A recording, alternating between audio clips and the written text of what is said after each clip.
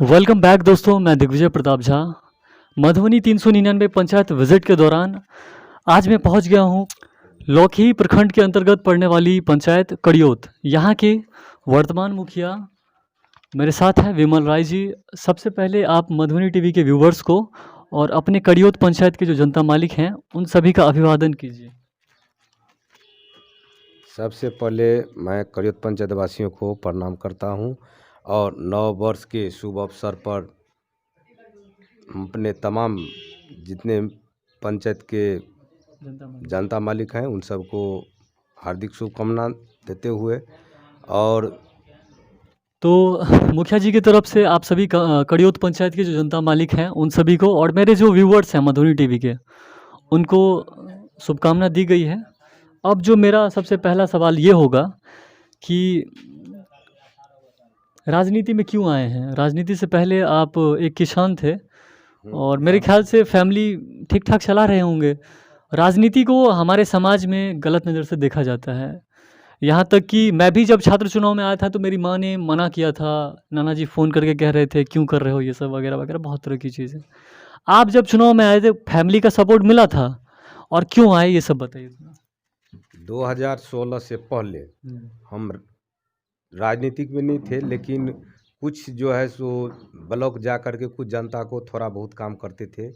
जनता हमारा प्रति खुशी था, सबको सम्मान देते थे और 2016 में हम लोग को सीट अत्यंत रिजर्व आया, अंत तीसरा सीट लड़ा। तो उस समय हम लड़े और जनता ने मुझे सपोर्ट करके अच्छे वोट से हमको जिताया। सपोर्ट था?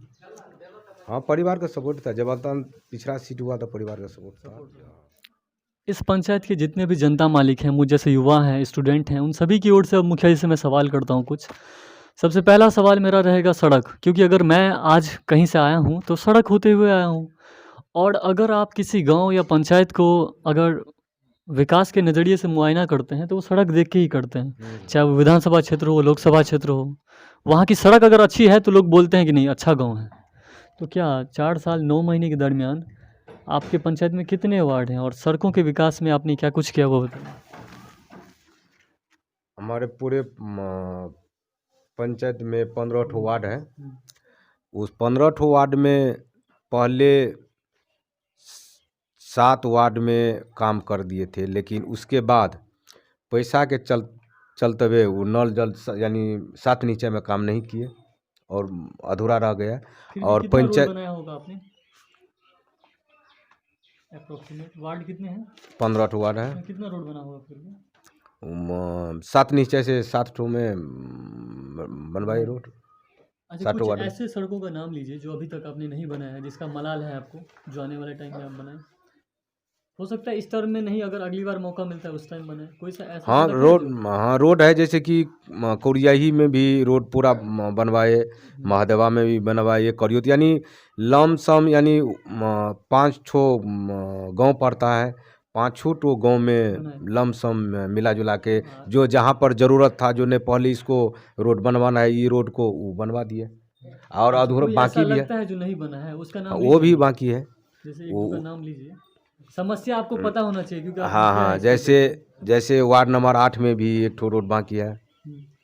और 10 में भी 2 ठो रोड बाकी है। वार्ड नंबर 10 में, 14 में भी है, 13 में भी है। रोड करियोत पंचायत में बहुत रोड बनवाए, लेकिन फिर भी कुछ बाकी। हाँ बाकी। तो सड़क के क्षेत्र में जैसा मुखिया जी ने बताया कि जो सड़कें नहीं भी बनी हैं वो भी इनको याद है, तो ये बहुत बड़ी बात है और वो भी ये हो सकता है आने वाले समय में उस पर ध्यान देंगे। अगला है education is light of life. शिक्षा जो है जीवन का एक प्रकाश है, उसके बिना आपका जीवन अंधेरा रहेगा और शिक्षा को बहुत महत्व देना चाहिए। इस पंचायत में मुखिया जी शिक्षा की क्या दृष्टि है? आप लोग तो वैसे नहीं पढ़ पाए, लेकिन आज आपके पंचायत के जो बच्चे हैं क्या पढ़ते लिखते हैं या बदमाशी करते हैं? नहीं नहीं, बहुत सुधार हुआ है। सब लोग स्कूल जाते हैं, पढ़ते हैं। और सवाल रही जो 8 यानी 8-9 महीना से तो लॉकडाउन के चलते हुए अभी कोई अथी नहीं है, लेकिन फिर भी सबको जितना भी पर बाप है चाहे भाई है, सब अपना अपना बच्चा घर को का ही पढ़ाने, एडमिशन करा रहा हाँ, है। ट्यूशन पढ़ा रहे हैं और स्कूल भेज रहे हैं उसमें अच्छा, कुछ। इस बार जो 10वीं 12वीं की तैयारी कर रहे हैं आपके पंचायत से बच्चे, उनको शुभकामनाएं दे दीजिए जो एग्ज़ाम है उनका। हाँ, तो हम यही शुभकामना देते हैं कि आने वाले समय में जो परीक्षा होगी 10वीं को हो चाहे 12वीं को हो, वो भगवत सरस्वती माता के कृपा से उसको अच्छा से अच्छा नंबर नंबर आ जाए। अगला मेरा है कि जीवन जीने के लिए 3 चीज़ें बेहद अहम है, रोटी, कपड़ा और मकान। रोटी के तहत अगर आप देखें तो केंद्र सरकार की वजह से खाद्य पूर्ति खूब हो रही है लोगों को, जिसका बेनिफिट उनको इस विधानसभा चुनाव में भी मिला है। दूसरा है कि कपड़ा हम सभी के पास है, लेकिन मकान जो है वो भी कहीं न कहीं केंद्र सरकार यानी मोदी जी का टारगेट है कि 22 तक सभी का अपना घर हो जाए। ऐसे में इस कड़ियोत पंचायत में मुखिया जी, आपने अपने 4 साल 9 महीने के कार्यकाल के दौरान कितने लोगों को अप्रोक्सीमेट घर दिया होगा? नई प्रतीक्षा सूची में कितने लोगों का नाम है? फिर भी अभी कुछ गरीब ऐसे हैं जो वंचित हो गए हैं, उन सभी के बारे में क्या कहना चाहेंगे? 7.5 से यानी 2016 से अभी तक जी, 750 लमसम घर गरीब को दिए हैं। दिया है। जी, और नई प्रतीक्षा सूची। नई वाला में 1200-1250 रुपया जो 1250 घर लगभग जोड़ दिए हैं। कुछ छूटा हुआ है तो प्रयास इसके करते लिए हैं सबको जुड़ जाए। जो आदेश मिलेगा ब्लॉक से, अभी बंद है हम लोग को ब्लॉक से, और कहे जो और कुछ अधूरा जो है मोटा मोटी हर वार्ड में थोड़ा बहुत कम रह गया है, अच्छा, कुछ 10-12 पेंशन, जो हो जाए। वृद्धावस्था पेंशन है और उसमें। पेंशन बारे में जो पेंशन को 550 लगभग पेंशन हम पास करवाए। इस हम्म, अभी चलो। टोटल कितने पेंशनधारी होंगे? तो 550 आपने हाँ, अपने सब 550 पास किया। पंचायत सरकार भवन है इस पंचायत में? नहीं, पंचायत सरकार तो फिर कहाँ से डील करते हैं मतलब? वो है, वो स्कूल में है, वो स्कूले में से करते हैं। पंचायत सरकार भवन नहीं है, एक समुदाय तो वो भवन टूटा सब है हुआ। यहाँ पर? समुदाय भवन है। कितने हैं? समुदाय भवन हो जाएगा सीमा विकास वाला लेकर के, बोलो। सीमा विकास वाला लेकर के 6-7 तो हो जाना चाहिए। अच्छा, ये पोखरा का कोई जीर्णोद्धार किए हैं? मनरेगा से हम पहले हम किए थे? कितने 2 पोखरा का करीब? दो पोखर तो होगा ना गांव में ज़्यादा, कितना हम्म, मतलब है पोखर की दृष्टिकोण से वो- नहाने में माल मवेशी को दिक्कत होता है? नहीं है, एक ठो इधर है वो, और तो पोखरा भी तो अब पड़ता पड़ गया है, वो गिल्ली उड़ी हो करके। अच्छा, राशन कार्ड पे थोड़ा बोलिए, क्या है दिक्कत है आपके पंचायत में राशन कार्ड? हाँ, राशन कार्ड में हम लोग पंचायत में दिक्कत है, दिक्कत है? क्या राशन। लगता है कितने अभी भी छूटे हुए होंगे? कितने लोग अभी 20% छूटा हुआ। छूटा हुआ है? 15% से कम भी नहीं होना चाहिए। तो उन लोगों के लिए कुछ किया आपने? वो तो ब्लॉक से आएगी, उसके बाद ही हम लोग तो है प्रयास में जो बन सुख जाए। सब बन जाए, लेकिन ब्लॉक से आएगा उसके बाद ही।